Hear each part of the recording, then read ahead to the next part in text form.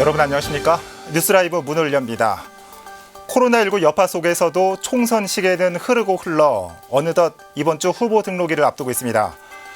뉴스라이브에서 매일 주요 선거구 후보들을 연결하고 있는데 오늘은 20년째 맞대결을 이어가는 서대문구 숙명의 라이벌 우상호, 이성원 후보를 동시에 연결해서 공약을 비교해봅니다. 자, 잠시 후에 만나보시죠. 3월 23일 뉴스라이브 지금부터 시작합니다. 자, 먼저 코로나 소식부터 살펴보겠습니다. 코로나19 누적 환자 수가 9천 명에 가까워지고 있습니다.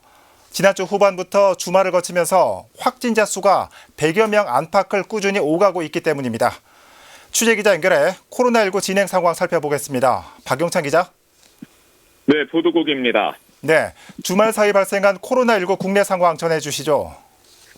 네, 지난 23일 0시 기준으로 코로나19의 국내 신규 확진자는 하루 새 64명 늘어 누적 환자 수는 8,961명으로 집계됐습니다. 예. 신규 확진자가 두 자릿수로 떨어졌지만 지난 며칠 사이 확진자가 매일 80명가량 꾸준히 나오고 있는 추세이기 때문에 안심하긴 일러 보입니다. 22일 하루 사이엔 대구에서 6명이나 사망해 총 사망자 수도 111명으로 늘어났습니다. 확진자 수 대비 사망자 수를 나타내는 치명률은 1%를 넘어 코로나19에 걸린 사람 100여 명 중 1명은 사망에 이른 것으로 나타나고 있습니다. 예. 한편 코로나19의 해외 유입 차단에도 주력해야 한다는 지적도 나옵니다. 이탈리아나 프랑스 등 유럽 지역의 확진자가 폭증하면서 이들 지역에 있던 사람들이 계속해서 국내로 들어오고 있기 때문입니다.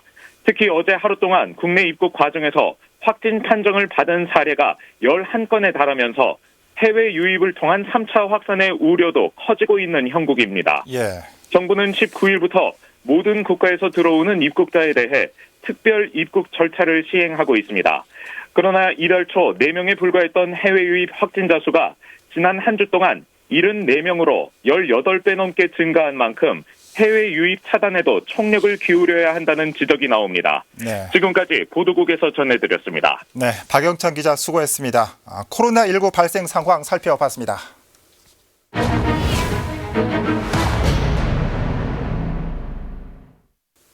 4.15 총선 격전지 주요 후보들의 출마의 변과 공약을 들어보는 시간입니다. 오늘은 서대문 갑 선거구로 가볼 텐데 헌정 사상 처음이죠. 서대문 갑에서는 6번째 리턴 매치가 성사됐습니다. 이번 시간엔 햇수로 20년째 맞붙고 있는 우상호, 이성원 두 후보를 동시에 연결해 보겠습니다. 우상호, 이성원 후보님 안녕하십니까? 네네, 안녕하세요. 네, 반갑습니다. 두 후보님 동시에 나와 계십니다. 자, 인연인지 악연인지 모르겠습니다. 한 후보와 20년째 대결하고 있는 상황인데 6번째 맞대결을 앞둔 현재 심정이 어떤지 궁금합니다. 우상호 후보님 먼저 말씀해 주실까요? 네, 이성원 후보님은 원래 대학 때부터 잘 아시던 이제 형님이어서 정도 많이 들었습니다. 6번씩 이렇게 맞붙을 줄은 생각을 못했는데 또 이렇게 맞붙게 돼서 죄송합니다. 어쨌든 열심히 해보겠습니다. 네. 자, 계속해서 이성원 후보님은 6번째 맞대결 어떠십니까? 네. 6번째 대결은 우리 헌정사상 정말 처음 있는 일인데요. 그런 만큼 굉장히 많은 책임을 느낍니다. 그래서 이제 이 6번째 대결이 승패도 중요하지만 좀 모범적인 선거 사례를 남겨야 되겠다 하는 생각을 가지고 있고요. 사실은 지난 17대 선거 때 허위사실 유포 이런 게 있어서 굉장히 좀 어려움을 겪었는데 그런 거 없이 끝까지 공정하고 깨끗하게 선거를 치러서 좋은 선례를 남겼으면 하는 그런 바람을 가지고 있습니다. 네. 지금까지 5번의 리턴 매치가 있었습니다. 모든 선거가 다 새록새록 기억나실 것 같은데 그중에서 가장 기억에 남는 선거가 있을까요? 이번엔 이성원 후보 먼저 답변해 주시죠. 그렇죠. 저 같은 경우에는 이제 17대 선거가 노무현 대통령 그 탄핵 직후에 치러진 선거였는데 사실 그 탄핵 직후에 완전히 저희 당이 이제 망했다고 그렇게 말할 정도로 어려운 상황이었습니다. 예. 그때 박근혜 대표가 처음으로 추대가 되고 그분이 저에게 이제 비서실장을 좀 맡아달라고 그렇게 얘기를 했었습니다. 사실은 재선거도 굉장히 시급한데 비서실장 역할을 맡기가 쉽지 않았지만 선당 후사의 심정으로 그 일을 맡게 되면서 부지런히 지역을 다녀서 다행스럽게 저희 당은 그때 121석으로 기사회생을 하게 됐습니다. 예. 그런데 우리 지역 선거에서는 제가 패배를 하고 말았는데 그때가 17대 선거였는데 또 지역에서는 저에 대한 허위사실 유포가 되면서 저한테 많은 상처를 줬고 결과적으로 그때 그런 허위사실을 배포했던 상대방 측에서는 책임자가 실형 선고를 받는 그런 일이 있었습니다. 예. 그래서 저로서는 정당하게 선거를 치렀으면 제가 승리했을 거라고 확신하는데 그런 일을 겪다 보니까 그게 제일 마음에 남고 아픈 추억으로 기억이 되고 있습니다. 네, 17대 선거에 대한 아쉬움을 말씀해 주셨는데 자, 계속해서 우상호 후보는 어떤 선거가 기억에 남으시죠? 네, 저는 아무래도 처음 출마했던 첫 번째 선거, 16대 선거가 아주 인상적입니다. 예. 서대문구 지역에 공천을 받고 내려와서 나름대로 이름도 알리고 열심히 노력을 했지만 이제 39의 젊은 후보이다 보니까 많은 분들이 낯설어 하셨지요. 그때 1300표 차 정도로 제가 낙선했는데 태어나서 처음으로 선거에 떨어져 봤습니다. 그때 예.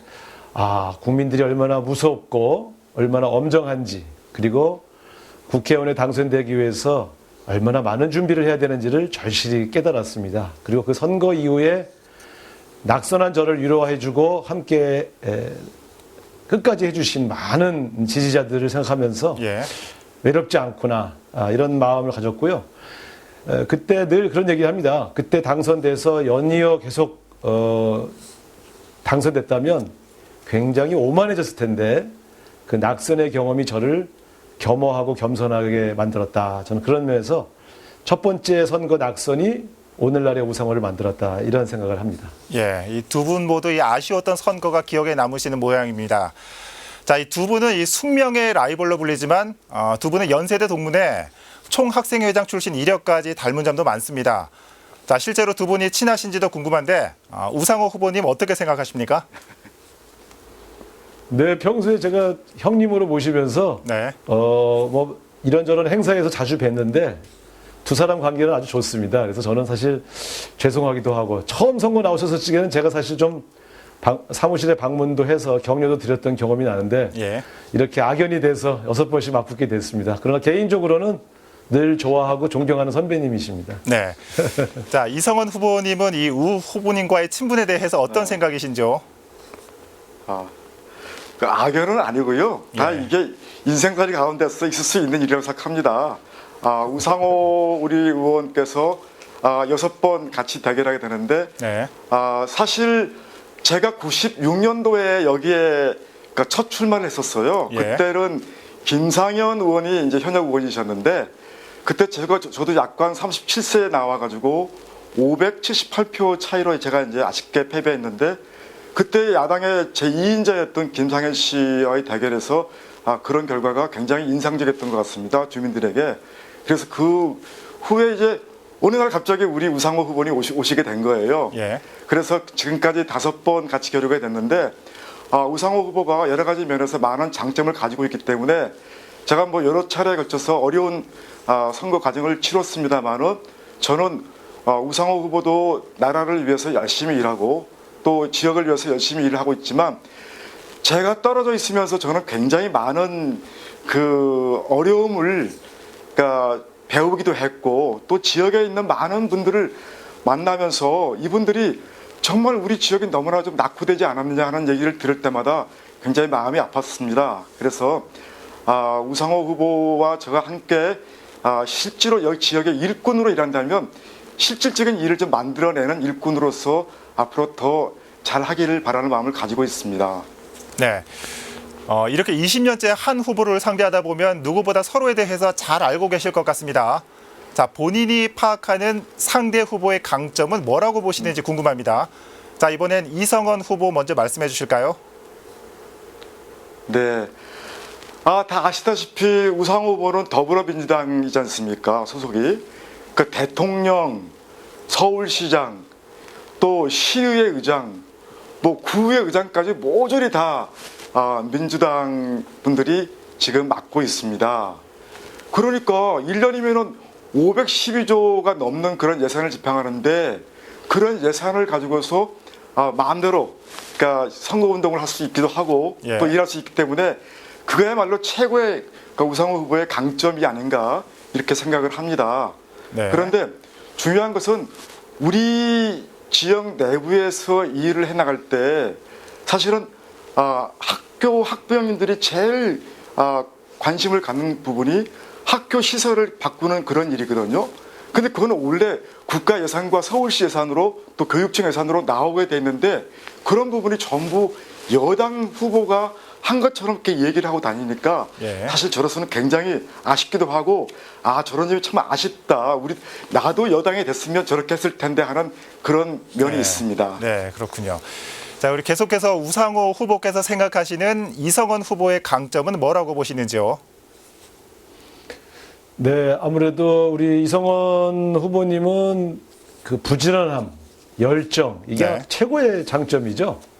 매사에 굉장히 그 열정적이시고 또 부지런히 움직이시면서 활동을 하십니다. 아무래도 동네에서는 이성원 의원님 하면 그 부지런함이 최고의 강점이라고 생각이 됩니다. 앞으로도 아마 네. 어떤 일을 하시든 이 부지런함과 열정은 이성원 후보님의 최대의 장점이 아닐까 이렇게 생각합니다. 네. 자, 본격적으로 공약 얘기를 좀 해보겠습니다. 두 후보님이 내세우시는 대표 공약은 어떤 게 있을까요? 우상호 후보님 먼저 말씀해 주실까요? 네, 아무래도 제가 힘 있는 여당 후보이다 보니까 이 지역의 가장 큰 민원은 사실 교통 불편이었습니다. 네. 그런 점에서 서부 경전철 노선과 강북 횡단선 이 두 개의 지하철 노선을 유치했습니다.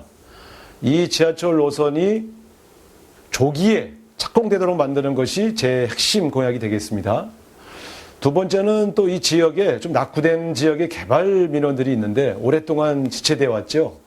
부가현 2구역, 3구역을 포함해서 대규모 개발이 좀 지연됐던 곳에 조기 착공을 만들어내는 것, 이것이 역시 힘 있는 여당 후보인 제가 해야 할 일인 것 같습니다. 또 세 번째로는 이 지역이 교육 문제에 대한 관심이 많아서 제가 4년간 한 500억 원 가까운 예산을 따서 거의 모든 학교의 시설을 고쳐줬습니다만 고원초등학교를 전면적으로 개축한다든가 서현중학교에 체육관을 짓는다든가 하는 문제들이 남은 과제입니다. 최선을 다해서 이런 지역 발전을 위해서 최대한 노력하도록 하겠습니다. 네. 자, 교통과 개발과 교육에 대한 비전을 말씀해 주셨고, 자, 이성원 후보님의 대표 공약은 어떤 게 있을까요? 예. 지금 방금 우상호 의원이 말씀하셨습니다만은 이렇게 많은 예산을 따와서 학교 시설을 고쳤다고 그러니까 참 격려하고 싶습니다.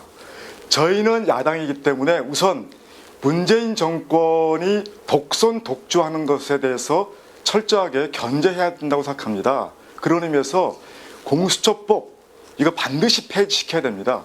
그리고 주 52시간 근무하는 거 또 최저임금제 이거 바꿔줘야만 경제를 살릴 수 있습니다. 이런 문제를 국회의원으로서 이성원이는 반드시 실천하도록 그렇게 하겠습니다. 그리고 지역 공약에 들어가서는 우리 지역에 많은 사람들이 얘기하고 있습니다. 지금 구청장 10년, 우리 의원도 8년째 하고 있는데 너무 서대문 지역이 낙후돼 가고 있다. 이웃에 있는 종로나 마포, 은평에 비교할 때 왜 이렇게 지체가 되느냐.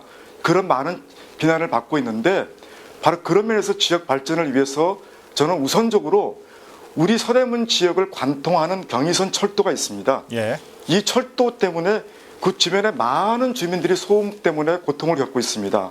저는 미근동에서부터 부가현동 그리고 연희동에 이르는 이 구간을 철저히 복개를 하고 그 복개 상부를 우리 주민들의 공간과 휴식을 취할 수 있는 공간으로 또 체육시설을 만들고 이런 시설들을 들여서 활용도를 높일 수 있도록 하는 작업을 하도록 하겠습니다.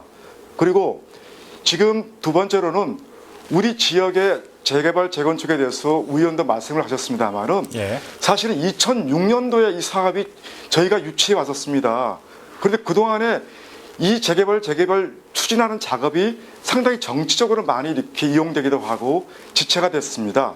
이제 2구역, 3구역 남아있는데 정말 신속하게 그리고 투명하게 그리고 진행할 수 있도록 하는데 최선을 다할 수 있도록 하고 특히 또 하나는 우리 지역 주민들이 건강 증진을 위해서 지금 안산과 인왕산에 자락길이 있습니다. 예. 그거 참 잘 만들었습니다. 그 저희가 원래 기획을 했던 겁니다. 근데 이제 자락길만이 아니라 거기에 황토길을 만들어서 맨발로도 우리 안산과 인왕산을 한 바퀴 돌 수 있도록 하는 일을 하겠습니다. 이 일은 이미 기존에 있는 도로 중에서 폐쇄된 도로들이 많이 있습니다. 이 도로를 활용해서 하게 되면 저렴한 비용으로 황토길을 만들 수 있기 때문에 우리 이런 길을 만들므로써 우리 지역 주민들의 건강을 증진하는데 최선을 다할 수 있도록 하겠습니다. 마지막으로 유권자인 서대문구 주민들에게 한 말씀 해주시죠. 이성원 후보님 마지막 발언 해주시죠. 예, 정말 오늘 이렇게 시청해주셔서 감사합니다. 서대문 지역이 다른 지역에 비해서 낙후됐다는 얘기를 들을 때마다 너무나 마음이 아픕니다. 영천시장 옆에 있는 그 지역에 길 건너는 종로 자이 아파트인데 똑같은 평수 우리 아파트가 시세가 3분의 2밖에 안 나간다 그럽니다. 이제 우리 서대문 가치를 더 올리는 일이 필요합니다. 그러려고 그러면 우리 지역 개발을 제대로 해야 됩니다. 그래서 지금까지 우리 서대문 지역의 뉴타운 사업도 2006년도에 저희가 유치를 했었습니다. 이제 이성원이가 다시 일을 하게 되면 우리 지역 발전을 이루어 나가는데 무엇보다도 혼신의 힘을 다해서 만들어내도록 그렇게 하겠습니다. 그리고 정말 대한민국 정체성이 매우 어려운 처지에 놓여 있습니다.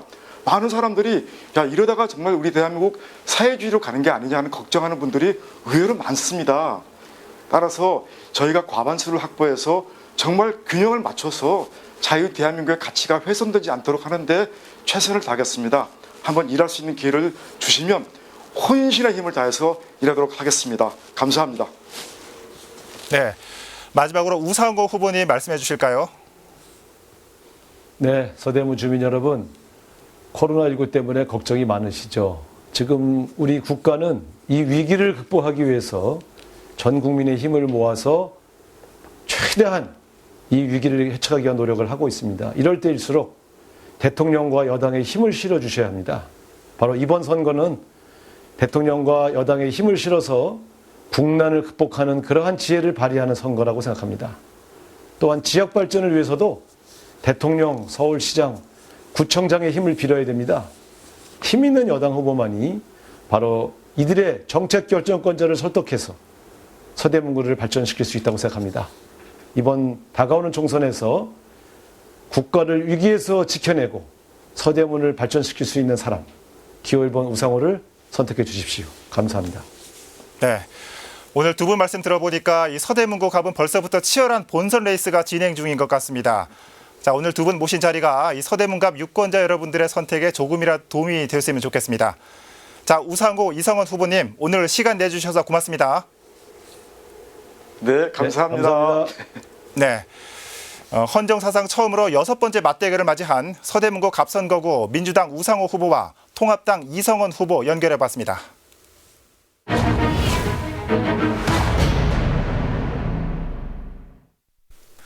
중랑구 갑을 선거구는 더불어민주당 현역 의원들이 나란히 3선 도전에 나선 가운데 미래통합당에서는 두 곳 모두 비례대표 출신이 나서게 됐습니다. 수성과 탈환을 둔 경쟁의 막이 오른 중랑구 선거구 김동훈 기자가 전해드립니다. 중랑갑 선거구에선 서영교 현역 의원이 본선행을 확정했습니다. 이번 총선에서 3선 도전에 나선 가운데 인지도와 전문성에서 차별성을 강조하고 있습니다. 뼛속까지 중랑 사람 서영교가 중랑구를 더 멋진 곳으로, 중랑 사람들이 중랑구를 더 자랑할 수 있는 곳으로 만들어내는데 제가 더 열심히 일하고자 출마하게 되었습니다. 이에 대항해 미래통합당에서도 현역 의원을 내세웠습니다.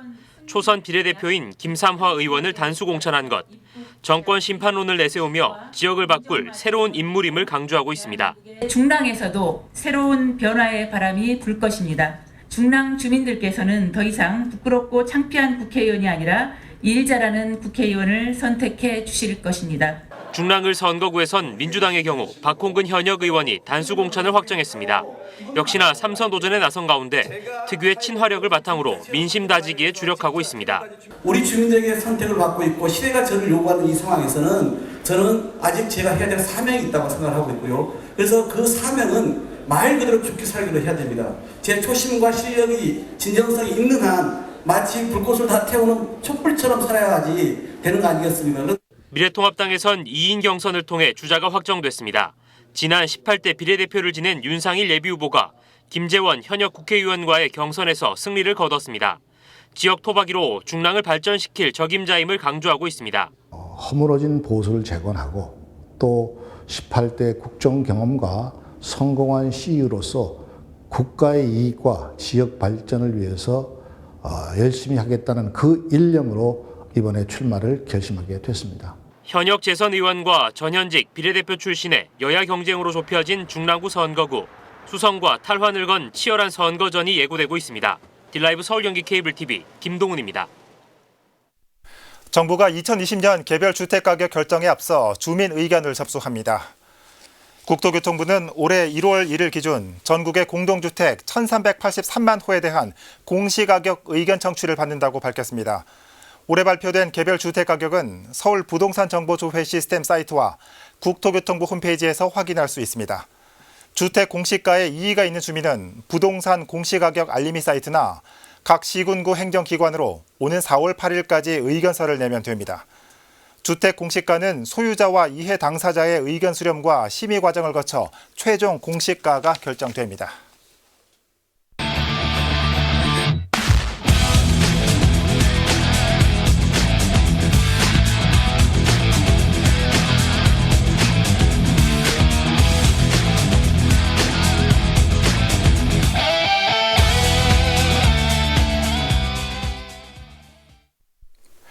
마주 앉지 말고 식사하기, 퇴근 후에 약속 자제하기.